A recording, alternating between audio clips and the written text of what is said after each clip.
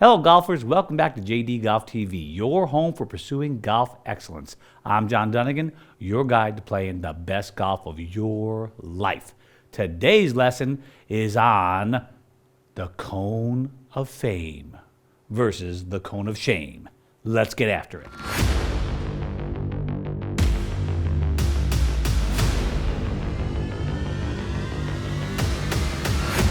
You have an ability to strike the golf ball solidly.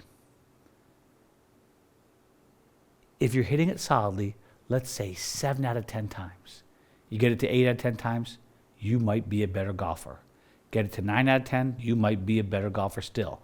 But to start getting these balls after you hit them solid to land on the green, we've got to control the flight. So we're going to play around with the flight of the golf ball. And I'll tell you what, it's not that difficult. You can do it, but you gotta stop getting outsmarted by the 1.68 ounce piece of plastic.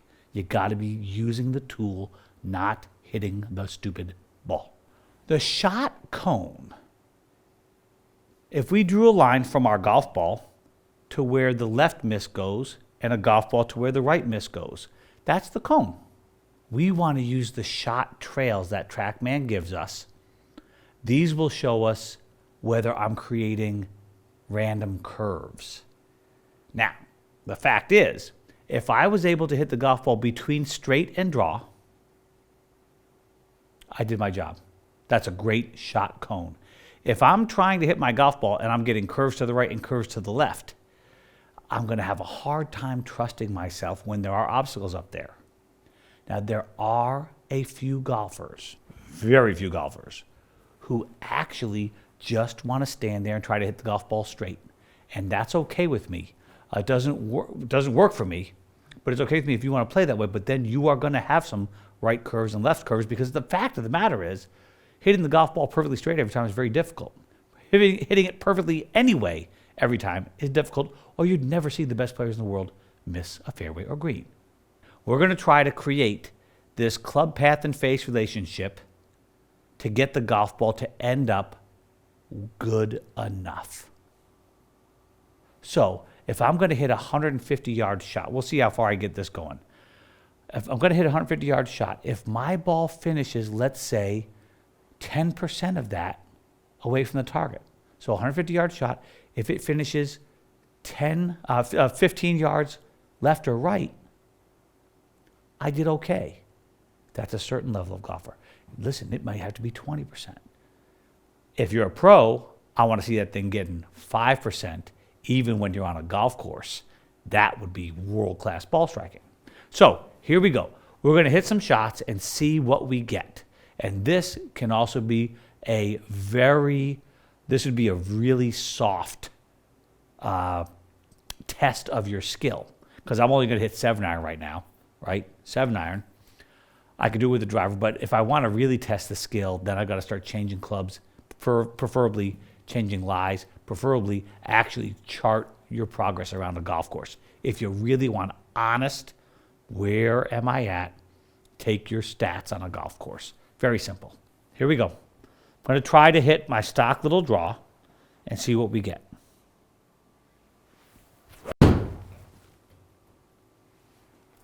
Okay, not sucky.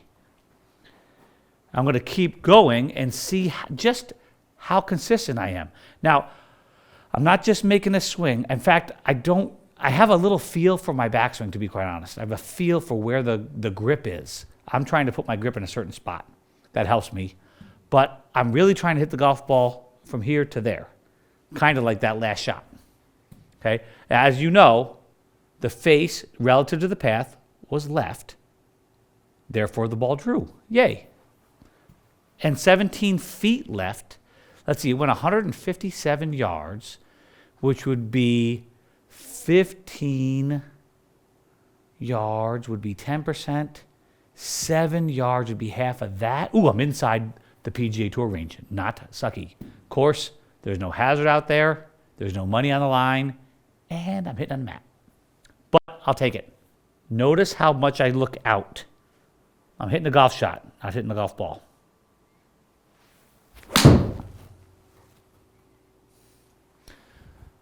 Oh, there's the straight push. Okay, I might have to stop right there to avoid belaboring the point. Let me show you something. This is a perfect example of what I am talking about. They both went the same distance.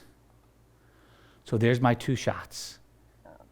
Here's the straight ball cone, right edge, and here's the draw cone. Let me tell you something, brothers and sisters. If I keep this ball between this line, which is the 5-yard line, and this line, I'll take it all day. That's how you shoot scratch golf. So we have a cone out there. And I could keep going if you want, but I'm not going to waste your time. If I continue doing this, what do I have to do? I have to up the challenge. I need to add more clubs. I have little foam pads that I can put 1 foot under here, 1 foot under here, both feet standing on it. I need to increase the challenge during practice and get much, much closer to representing what I have to do in a real golf course.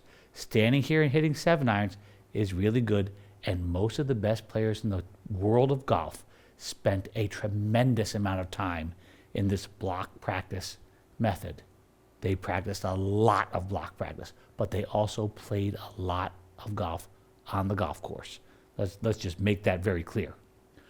So as you get higher levels of skill, let's say you're doing one of the contact drills, right? And gosh, I'm getting really good at this. Well, start changing clubs every 3 shots, every other shot. Change dramatically. If I'm really going to do this, I'm going to do that right there. I'm going to have to pull out my driver and smash that sucker and see how that works. Then maybe I'll hit a wedge and see how that works. And then I'll hit the 7-iron again finally and see if I really have a stable skill at controlling the golf ball. So the closer you're getting to getting it, try to get yourself into a situation where you can't. That's how we push this transfer of your practice to the golf course. If you're liking what you're seeing, please hit that like button, subscribe, ring the bell for notifications so you find out the next time. Also, don't be afraid to leave comments and requests for content you'd like to see.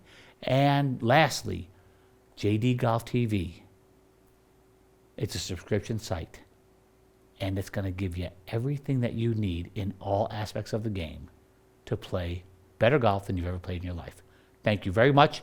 Get after it.